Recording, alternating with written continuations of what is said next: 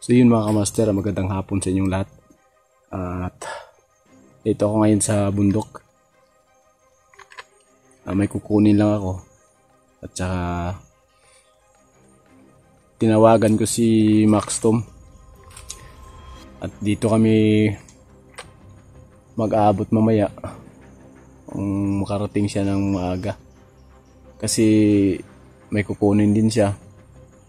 At sana mga kamaster makarating si Max Tom ng maaga kasi padilim na dito sa gubat. At yung kukunin ko dito, yung tinago ko dati, sana mayroon pa. Sana nandun pa sa pinagtaguan ko. So dun sa nangyari nga pala dun sa sa pinagtirahan namin, yun yung problema ko ngayon. Dahil ayaw doon nilang madamay sa nangyari sa buhay ko, kaya ako inano ko rin sila na okay lang sa akin. At sa kaligtasan naman nila yung inano nila, kaya okay lang sa akin yun. Hindi naman ako na ipagbututan yung sarili ko dun, kasi sa kanila naman yun. Kaya sa akin lang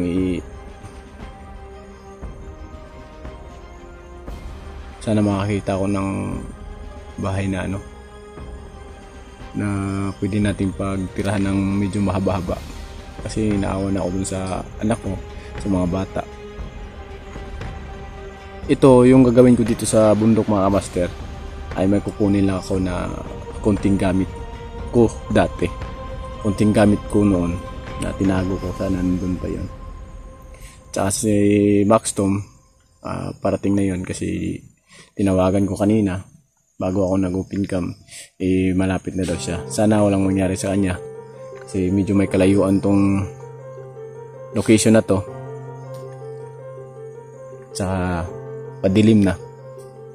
Kaya itong gagawin ko para din to sa safety ng mga anak ko at sa pamilya ko, na kailangan ko talagang kunin yung dating mga binaon ko na hindi na sana pwedeng kunin pa, ungkatin pa yun. Dahil yun nga, binitawan ko na yung mga orasyon na yun, binitawan ko na yung mga anting-anting na yun. Pero sa nangyari sa buhay ko, lagi nila akong sinusundan, kailangan ko talagang kunin yun ulit para naman maproteksyonan ko yung mga anak ko. Kaya yun, dito ako ngayon at patungo ako dun sa malaki na puno na nandun yung inaano ko dati. Maliit lang yun, maliit lang na bagay yung mga master, pero para sa akin malaking tulong yun, dahil makapangyarihan yun na dati sa akin kahit anong gawin nila, hindi ako talaga pero hindi na ako magsasalita, dahil alam ko marami sa atin na hindi naniniwala, pero para sa amin, nandito kami sa gubat, nandito kami sa bundok, alam namin yan, kaya kami yung naniniwala. Kaya hindi ko na lang patatagalin yung pag-explanation ko about sa mga ganyan, yun sa mga agimat, dahil yung iba hindi kasi naniniwala. Yun mga kamaster, sana suportahan nyo ako, at salamat sa mga nagmamahal sa akin, na appreciate ko kayo. So ito lang mga kamaster, gusto kong sana huminto dahil nakiusap yung panganay ko na dito na lang daw ako sa pag-explore, dahil naguguluhan na din daw sila saan sila pero dahil nandyan kayo, minahal nyo ako, at nandito ako para sa inyo. Kaya ipagpatuloy ko to, at sana hindi tayo mabigo sa mission natin ngayon, dahil nung binaon ko yung yung agimat ko, nangako ako na hindi na kita kukunin ulit. Pero ngayon nangangailangan ako nun, kasi pag wala yun, talagang hindi ako titigilan ng mga naghahabol sa akin Kaya yun mga kamaster, nandito ako ngayon, at ako lang mag-isa.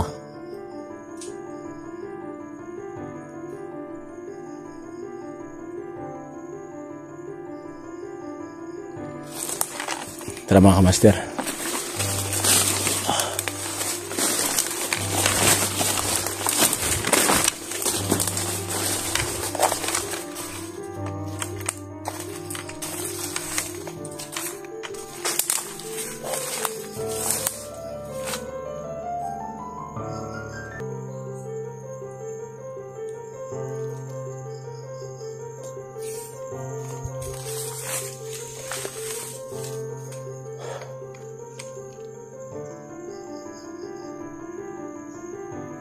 Sana makarating si Maxim ng maaga.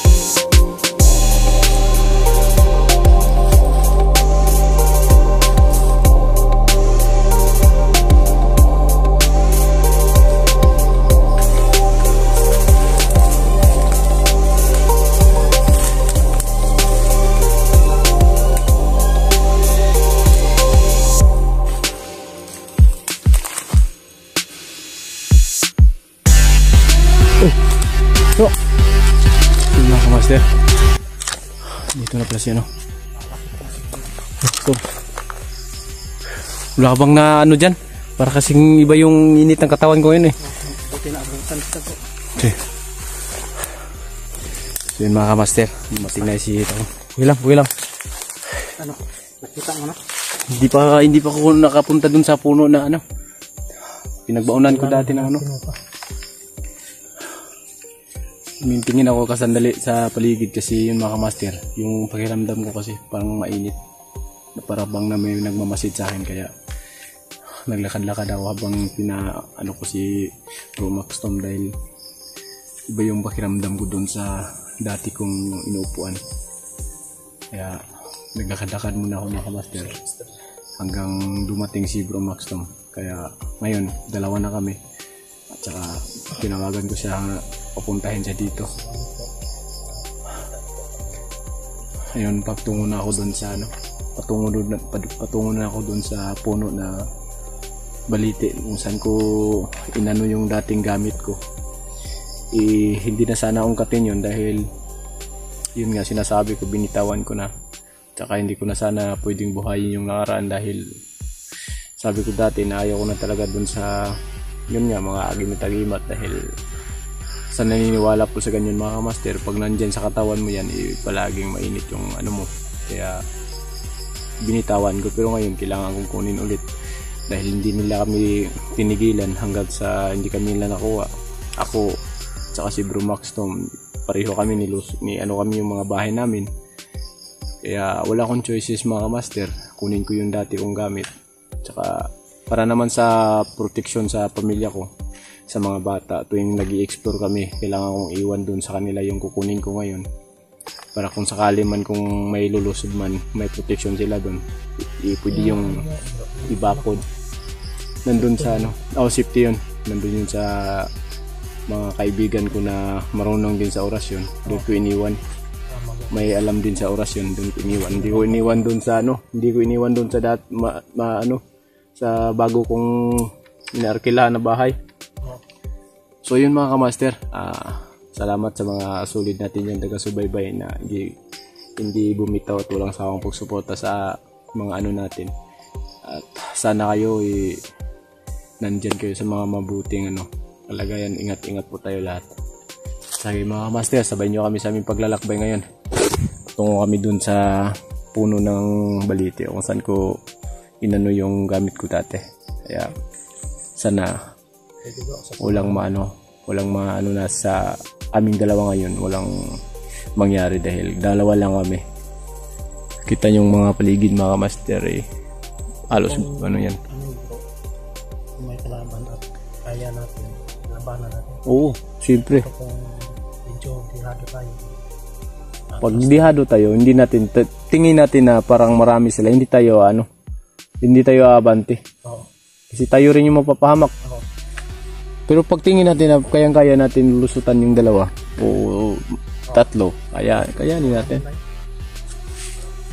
So yun mga master. Patuloy muna kami.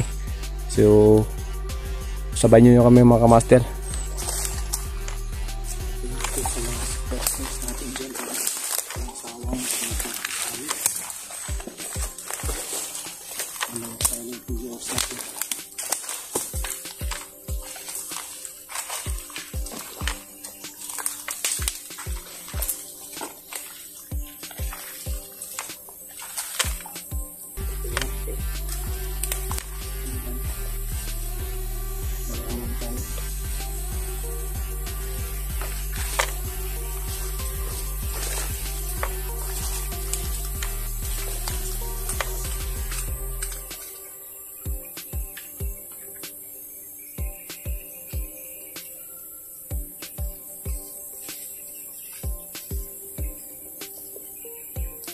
Tandaan mo ito, bro. Tandaan ko yun. Nilagyan. Oh, malaking puno yun eh.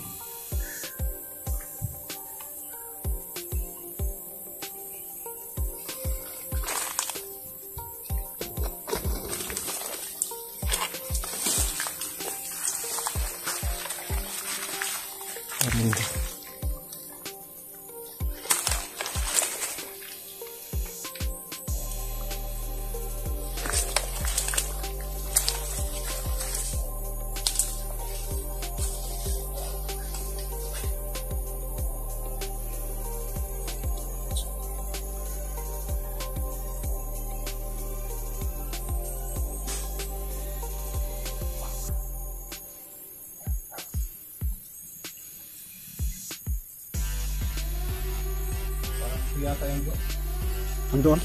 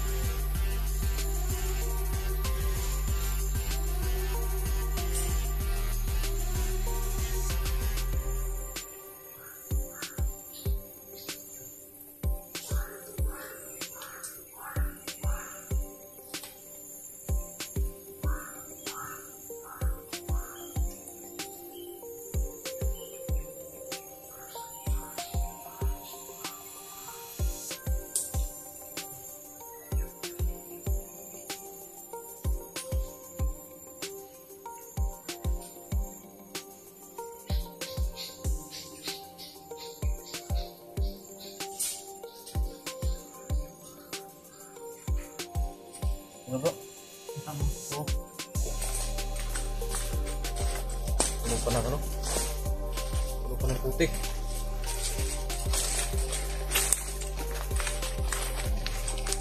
So yun mga master.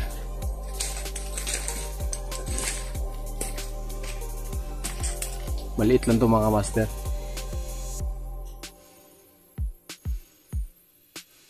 Pero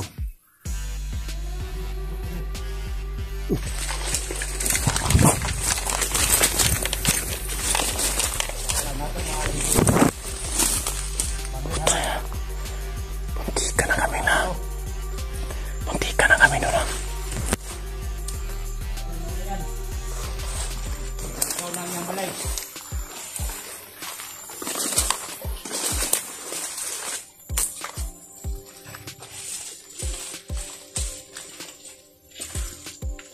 Ang gapo na mo, tato ko sila. Kasyo. Nasa batang yerdobo. Asan niya kibutan. Munti ka na tayo doon. Munti ka na tayo.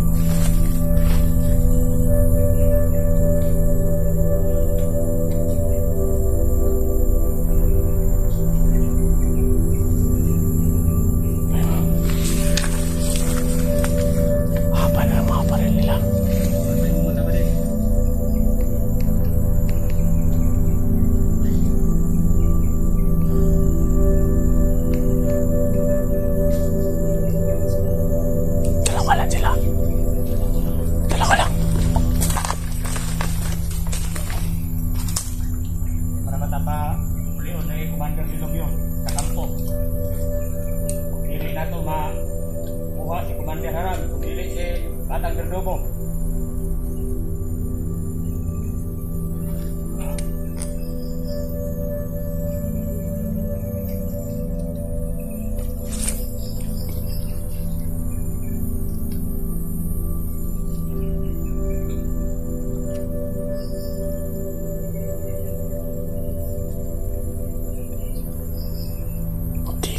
Nabutan yun mga kabaster. Ito palibot. Nakarapay sa vlog yung food gana din sa yan.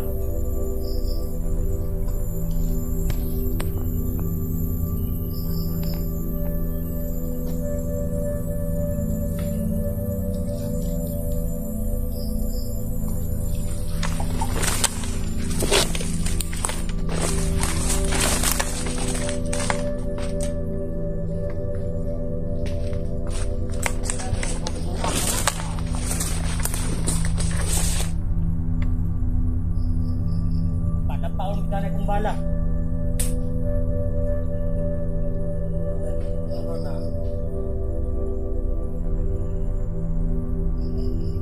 Matag ngayon yung pagdungog at tayo mong mata.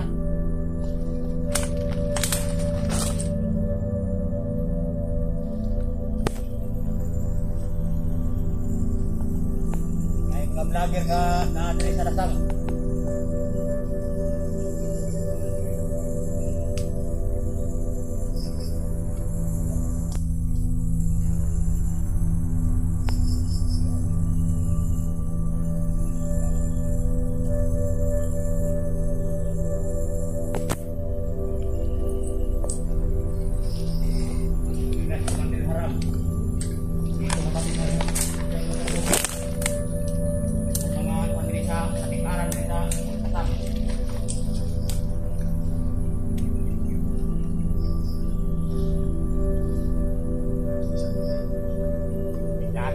Commander.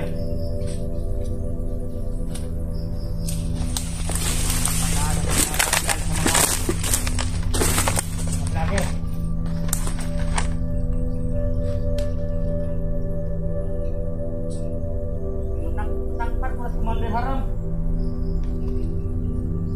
Kita ko na palapala. Para ako'y mapuli. Kaya ang gapit. Puli Commander Dilobio.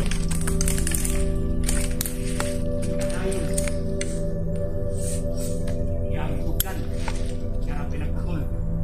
Galit na galit yung isa sa Commander Haram sa'yo. Galit na.